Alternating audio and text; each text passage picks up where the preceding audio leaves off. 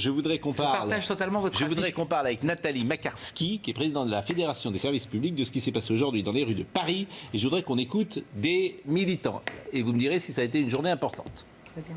Nous sommes nombreux aujourd'hui, nombreux déterminés et tous unis, ce qui est quand même arrivé rarement ces dernières années.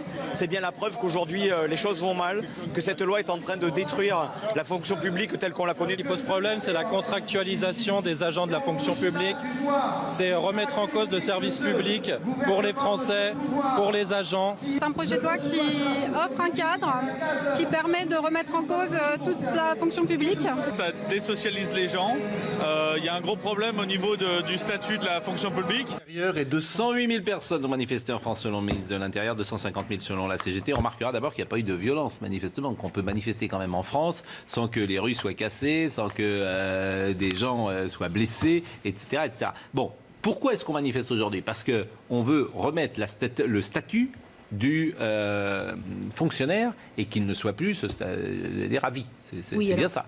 Oui, vous avez le sujet du projet de loi de transformation de la fonction publique qui a été mené par le gouvernement, puis qui arrive là, à l'Assemblée nationale à partir du 13 mai.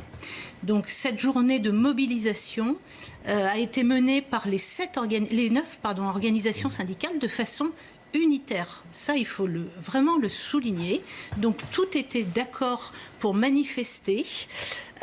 Nous, ce qu'on défend, ce sont bien évidemment les agents publics, les 5,5 millions d'agents publics qui exercent aujourd'hui dans les services publics. Mais il y a que 100 000 personnes sur les 5,5 millions. Pardon ? La grève, elle a été suivie par combien de personnes ?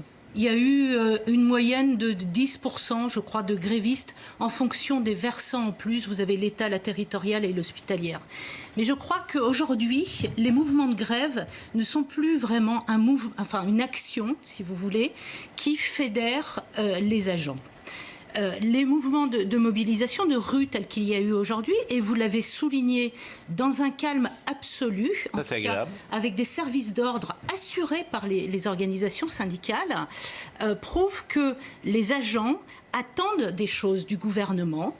Et les organisations syndicales sont là pour porter les revendications de ces agents publics.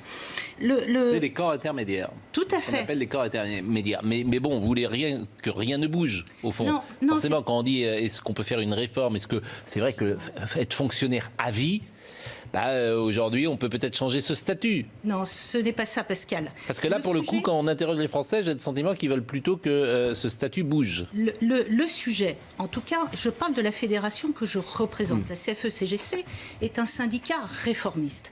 On dit qu'il faut réformer cette fonction publique. La fonction publique, si vous voulez, a fait l'objet de diverses réformes successives.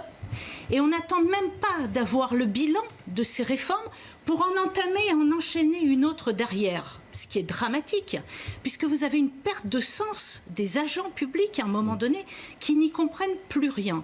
Donc nous, ce qu'on dit, il faut réformer, je l'ai dit à messieurs Darmanin et Dussopt, il faut réformer cette fonction publique, mais encore faut-il prendre le temps de négociation et surtout ce sujet service public qui faisait partie du grand débat national, il n'a pas été attendu de connaître les conclusions du grand débat pour engager ce projet de loi de transformation de la fonction publique. C'est un projet de loi qui a été mené à marche forcée. Affaire à suivre, c'est à partir de lundi qu'on va effectivement évoquer, mais c'était bien que vous puissiez autour de la table évoquer cela.